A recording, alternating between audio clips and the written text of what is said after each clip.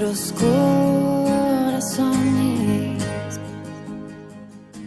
Apocalipsis 1:6 dice que Él nos hizo reyes y sacerdotes para Dios su Padre. A Él sea gloria e imperio por los siglos. Amén. Desde el comienzo, Dios quiso que su creación gobernara sobre la tierra. Por eso la orden que le dio a Adán fue señorear la tierra y sojuzgarla. El pecado, la desobediencia, siempre le ha jugado una mala pasada al hombre y a la creación de Dios. Siempre en el corazón de Dios estuvo formar parte, ser Él quien guiara, ser Él quien condujera a su pueblo. Por eso Él construyó, guiando a Moisés, el tabernáculo en medio de Israel, cuando estaban en el desierto, cuando la nube avanzaba, ellos avanzaban. Eran guiados por el Señor. Cada vez también en la historia bíblica que vemos que un rey hizo lo recto delante de los ojos de Jehová, el reino se fortalecía, en el reino había paz. Y hoy vemos una sociedad carente de Jesucristo. Cristo no está en los hogares, no está en las casas, no está en los colegios. Y muchas veces la iglesia no ha cumplido su rol de forma efectiva en lo que es la sociedad. Fuimos llamados a ser la sal del mundo, fuimos llamados a ser la luz en medio de las tinieblas y muchas veces no hemos resplandecido y no hemos dado ese sabor que tenemos que dar como iglesia de Jesucristo, como representantes del reino de Dios aquí en la tierra. Él nos hizo reyes y sacerdotes. Y no podemos gobernar, no podemos entregar, no podemos impartir algo que no tenemos. No es solamente una cosa, no es poder entregar, poder gobernar sin tener sacerdocio. Dice que Él nos hizo reyes y sacerdotes. La Nueva Traducción Viviente dice que Él ha hecho un reino de sacerdotes para Dios su Padre. Y en esto estamos fallando. En esto estamos fallando, en que no estamos presentando nuestra vida como sacrificio vivo, santo y agradable a Dios. Recuerde que en la antigüedad solamente el sumo sacerdote tenía acceso al lugar santísimo. Que si él estaba en pecado, si él no calificaba, al momento de él entrar, moría. Y tenían que tirarlo con un cordel y sacarlo. La ofrenda, el sacerdote tenía que estar en santidad, tenía que su ofrenda ser excelente. Y hoy no está el sumo sacerdote, hoy nosotros somos la ofrenda. Ya no está el templo, nosotros somos el templo a través del sacrificio que Cristo hizo. Él rasgó el templo y hoy nosotros tenemos libre acceso, podemos entrar confiadamente al trono de su gracia. Y esto es lo que tenemos que entender. Me gusta mucho este pasaje de Malaquías 1:6, donde dice que Jehová reprende a los sacerdotes. Y dice así, lo vamos a leer, dice: el hijo honra al padre y el siervo a su señor. Si pues soy yo padre, ¿dónde está mi honra? Y si soy señor, ¿dónde está mi temor? Dice Jehová de los ejércitos a vosotros, sacerdotes, que menospreciáis mi nombre y decís: ¿en qué hemos menospreciado tu nombre? En que ofrecéis sobre mi altar pan inmundo, y dijisteis: ¿en qué te hemos deshonrado? En que pensáis que la mesa de Jehová es despreciable, y cuando ofrecéis el animal ciego para el sacrificio, ¿no es malo? Asimismo, cuando ofrecéis el cojo o el enfermo, ¿no es malo? Preséntale pues a tu príncipe, ¿acaso se agradará de ti o le será acepto? Dice Jehová de los ejércitos. Yo creo que llegó un tiempo que ya los sacerdotes tomaron la ofrenda como una rutina, como algo diario, como una costumbre. Y empezaron a entregar cualquier cosa. Si venía roto, si venía enfermo, si venía ciego, da lo mismo. Era ofrecer. Y muchas veces a nosotros en nuestras vidas nos pasa lo mismo. Nosotros como ofrenda que tenemos que llegar delante de su presencia como olor fragante, nos presentamos de esta forma. Una ofrenda rota, una ofrenda quizás no acepta delante de la presencia de Dios. Y ustedes me podrán decir, ¿y cómo? ¿Cómo? Si pones en una balanza lo que tú le entregas al Señor y en el otro lado ponele lo que tú más amas, llámalo trabajo, emprendimiento, empresa, llámalo estudios, llámalo hijo, familia, y ponelo en una balanza. ¿En cuál de las dos cosas está tu fuerza? ¿En cuál de las dos cosas está tu pasión? ¿Dónde está tu motivación? ¿Dónde está quizás tu esfuerzo?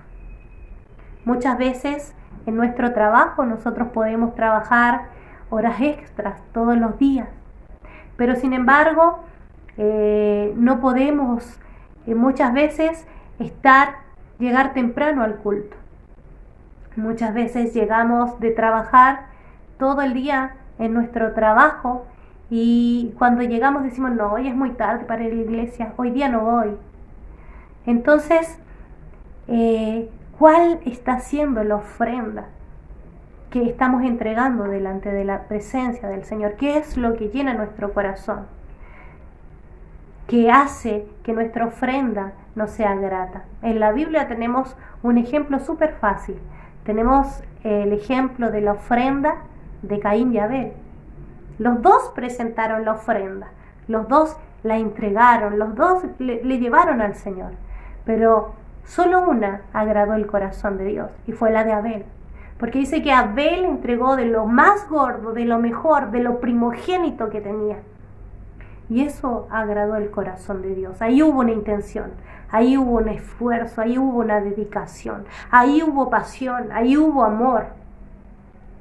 A diferencia de la de Caín, que quizás lo hizo porque era una costumbre, quizás lo hizo por cumplir, quizás lo hizo porque era lo que le habían enseñado, que tenía que todos los meses o cada cierto tiempo cumplir con una ofrenda. Entonces, ¿cuál es la ofrenda que nosotros estamos llevando delante de la presencia del Señor? ¿Cómo nos presentamos? Porque su palabra dice que amarás al Señor tu Dios con todo tu corazón, con toda tu alma, con toda tu mente y con todas tus fuerzas. Dice que el que no aborrece a padre, madre, mujer, hijos, hermanos, no puede ser mi discípulo. Entonces el Señor, para poder ser una ofrenda perfecta, pide requisitos. Y el que no califica, no puede formar parte de esa ofrenda. Siempre le digo a los hermanos que cuando Jesús estuvo en la tierra, predicaba, grandes multitudes iban con él. Mucha gente lo seguía, pero cuando él terminaba el sermón, él despedía a la multitud. Y los que se quedaban con él eran solo los discípulos. Los discípulos se quedaban a disfrutar del contenido de la enseñanza. Los discípulos conocían al maestro de cerca.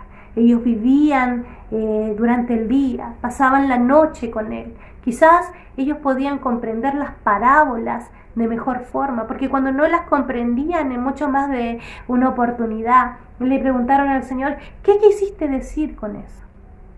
Pero la multitud era limitada. Nuestro esfuerzo tiene que ser para que nosotros podamos presentarnos como sacrificio vivo, poder ser reyes y sacerdotes. Para ser un discípulo había que calificar. Tenían que pasar todo el tiempo con Jesús. Dice que Él los llamó y los preparó. Y cuando dice que los envió, tenían autoridad para sanar enfermos, para echar fuera demonios, para libertar y hacer muchas cosas. Ellos eran una copia del Maestro. Eran como que si el Maestro se hubiese reproducido en ellos. Tenían la misma autoridad, porque fueron sus discípulos, fueron disciplinados, aprendieron del Maestro, actuaron como el maestro actuaba. Entonces, es tiempo de que podamos trabajar en nuestra ofrenda, en qué es lo que estamos entregando. ¿Cómo yo me estoy presentando delante del Señor? ¿Lo estoy haciendo por cumplir? ¿Lo estoy haciendo por responsabilidad? ¿O lo estoy haciendo porque el Señor es mi amado? Él es el dueño de mi vida. Él es mi Señor. Y yo le pertenezco. Él es mi dueño. En sacrificio vivo, santo, agradable a Dios. Y santo significa apartado para Él. Significa propiedad de. Somos propiedad del Maestro. Y así que yo te invito a que podamos hacer, como dice el libro del Daniel. Dice que los entendidos resplandecerán como la luz del firmamento. Los entendidos comprenderán. Entonces tenemos que comprender que para poder ser sal en medio de esta tierra, de este mundo carente de Jesucristo, para poder alumbrar en medio de esta sociedad donde abunda la maldad, podamos afectarlos y poder impartir a Jesucristo. Primero tenemos que representarlo de la mejor forma. Tenemos que ser santos, apartados para Dios, para poder hacerlo de la mejor forma. No nos sirve poder entregar algo que no tenemos. Y no se puede honrar a quien no se ama.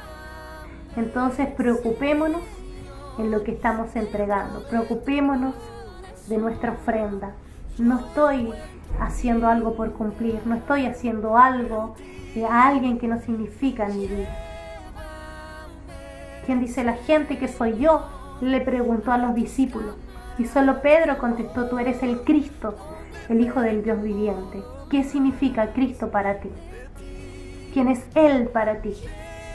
Y depende de cuál sea la respuesta, es lo que tú vas a hacer por Él.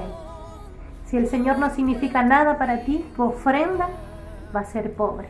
Pero si Él es tu amo, si Él es tu Señor, si Él es tu pasión, si Él es el que ocupa el lugar principal en tu vida, tú vas a poder entregarle una ofrenda viva, santa, agradable a Él. Trabaja en eso y vas a ver los cambios en tu vida. Dios te bendiga.